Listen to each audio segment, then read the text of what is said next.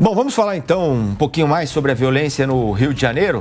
Convidamos para conversar com vocês o Rodrigo Pimentel, que é capitão veterano do BOPE do Rio, especialista em segurança pública. Rodrigo, bom dia, obrigado pela entrevista para a gente aqui. Bom dia, Colombo. Bom dia, Colombo. Obrigado pela oportunidade de participar, viu? Rodrigo, qual é o papel que o governo federal deve exercer nessa crise? De interventor ou de apoiador? Olha, Colombo, o que o Carioca deseja é uma intervenção, viu? O que aconteceu no dia 23 de outubro aqui do Rio de Janeiro, a gente pode comparar com 11 de setembro em Nova York. 2.700.000 cariocas não conseguiam transitar, voltar para suas casas, ficavam bloqueados em ações das milícias e também do Comando Vermelho, né? É bom esclarecer para quem está no Brasil como um todo que o Comando Vermelho, a principal facção do Rio de Janeiro, se aliou a algumas facções de milícia. Então, aquela milícia clássica que nós apresentamos no próprio filme Tropa de Elite 2, essa milícia clássica de ex-policiais excluídos, ela não existe mais. O que existe no Rio de Janeiro hoje é uma narcomilícia. Isso aumenta muito o poder assim, de intimidação e de força dessas organizações. Então, no Rio de Janeiro, dia 23 de outubro, tivemos um apagão do governo. As ações da Polícia Civil começaram por volta de 11 da manhã e até 6 da tarde o governador não se pronunciava. Repito, 2.700.000 cariocas, sem entender o que estava acontecendo na cidade, numa situação de medo e pânico, sem conseguir voltar para suas casas, sem conseguir ir para o trabalho. Então, se isso não justifica uma intervenção federal, Colombo, eu não sei mais o que justifica uma intervenção federal nessa cidade. Capitão, quem viveu na pele, fazendo a cobertura aqui para a Jovem Pan News dessa situação que o senhor descreveu, é o Rodrigo Viga, que tem uma pergunta para o senhor agora. Viga? Obrigado, Olívia. Fernando, bom dia para você, para o nosso ouvinte espectador, mais uma vez, internauta da Jovem Pan. Ainda a reboque do que você falou, para que fique bem claro e bem transparente para moradores do Rio, fora do Rio de Janeiro. O que uma intervenção federal poderia mudar no Rio de Janeiro? Porque a gente viveu esse cenário, esse ambiente em 2018. E a impressão que nós temos é que de 18 para cá, inclusive, nada mudou. Os milicianos estão cada vez maiores e mais fortes e o tráfico de drogas também cada vez maior e mais forte, inclusive se aliando aos paramilitares em várias regiões aqui do Rio de Janeiro. Fernando. O Viga, você tem razão, você tem absoluta razão. As intervenções elas foram infrutíferas do Rio de Janeiro.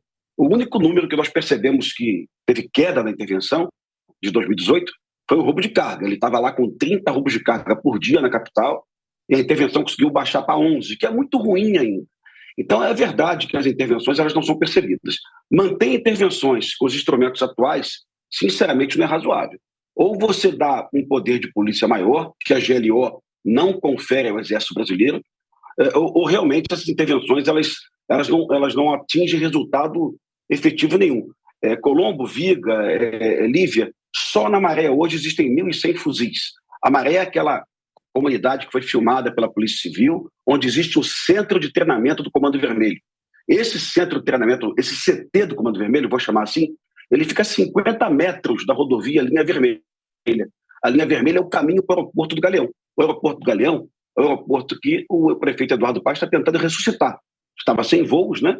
Agora, imagina se é razoável você levar voos do Santos Dumont para o Galeão, pelo menos 40 voos por dia, ou até mais que isso, se a própria rodovia Linha Vermelha não oferece condições de segurança.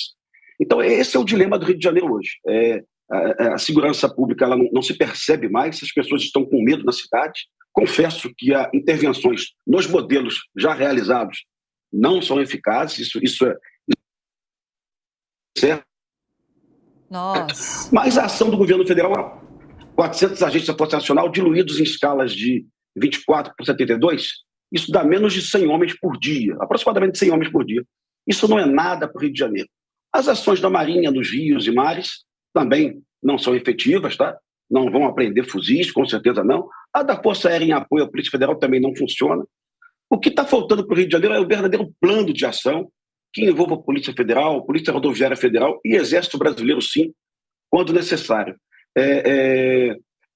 Colombo, só nessa favela filmada pela Polícia Civil são 1.100 fuzis hoje. Esses fuzis têm que ser retirados de lá e essas barricadas também devem ser retiradas. Como? Essa é a questão. Agora, capitão, a gente tem ouvido muitos analistas, muitos especialistas nessa área de segurança pública, desde que houve essa intensificação, essa onda de violência no Rio, na semana passada, criticarem a inteligência, a atuação da inteligência. Mas ouvindo o senhor falar, me parece que, na sua opinião, a questão está mais ligada a uma falta de integração das forças de segurança do que efetivamente seria um problema da inteligência. Queria te ouvir mais sobre isso.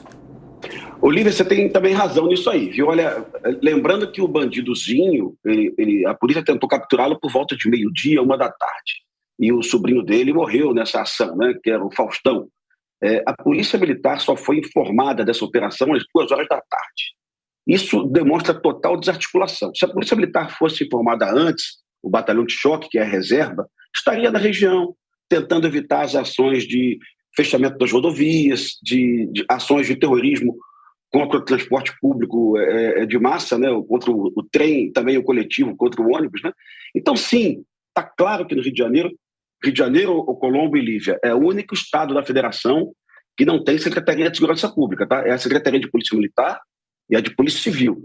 E, curiosamente, Colombo, quem indica esses secretários não é o governador. Todos sabem no Rio de Janeiro que o governador perdeu o poder, perdeu a força, e ele é refém da Assembleia Legislativa. Então, os comandantes das polícias civil e militar no Rio de Janeiro são indicados pela Alerj. Tá? Então, já não é um quadro de confiança total do governador do Estado. Isso tudo é combustível para a crise do Rio de Janeiro. Um governador que sequer consegue escolher o chefe das corporações, Polícia Civil, Polícia Militar. Mas a questão da inteligência. A Polícia Civil conseguiu, na Maré, por exemplo, identificar os bandidos, conseguiu obter as imagens, conseguiu calcular o número de fuzis, conseguiu descobrir que bandidos nessa região estavam, inclusive, lá com tornozeleira eletrônica, né, já eram condenados. O que tem que ser feito agora, Olívia, é ação de força, é tentar capturá-los. A inteligência já foi toda obtida. Não tem mais informação necessária para realizar a operação, já está tudo ali. Muita gente diz assim, vamos combater com mais inteligência. Inteligência é somente uma das etapas da operação policial. Depois que você tem o dado, você vai lá tentar obter a prisão do bandido, você vai tentar capturá-lo.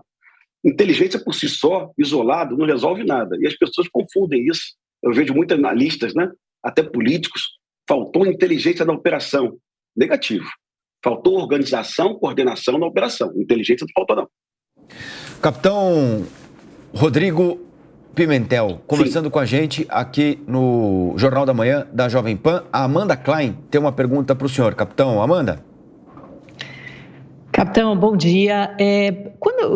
Nessa radiografia que o senhor traçou agora, se não falta inteligência e se a intervenção federal, eu acho que a colocação do Viga também foi muito pertinente, não trouxe os resultados esperados, no sentido que as organizações criminosas simplesmente se expandiram, são chamadas pelo governador do Rio agora de máfias, né? São organizações transnacionais.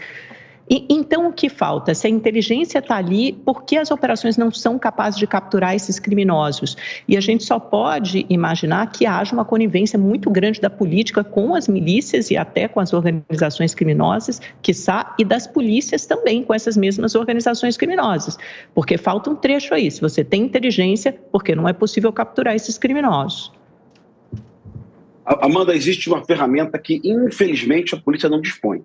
É uma ferramenta que já foi dada à polícia há anos. Hoje em dia, nenhum tribunal concede mais, que é o mandado de busca e apreensão coletivo. Normalmente, quando você consegue de um juiz da capital uma autorização de busca numa casa, o juiz quer saber exatamente, e ele tem razão, qual casa vai ser revistada. O morador que é honesto, que não deve nada ao tráfico, ele não deve ter sua casa invadida e seu armário revistado. Evidente. Acontece que as favelas do Rio de Janeiro, elas não possuem endereço certo e sabido. Não tem nem placa residencial. Então, antigamente, a polícia conseguia, de alguns juízes, um mandado de busca e apreensão que dizia todas as casas desse entorno. Hoje em dia não existe mais. Então, ainda que a polícia consiga obter 5 ou 6 mandados, é muito difícil você recolher fuzis. É muito difícil. E a gente sabe que no Complexo da Maré, por exemplo, existem mais ou menos 1000 fuzis hoje. Se a polícia não dispor dessa ferramenta, ela não consegue buscar.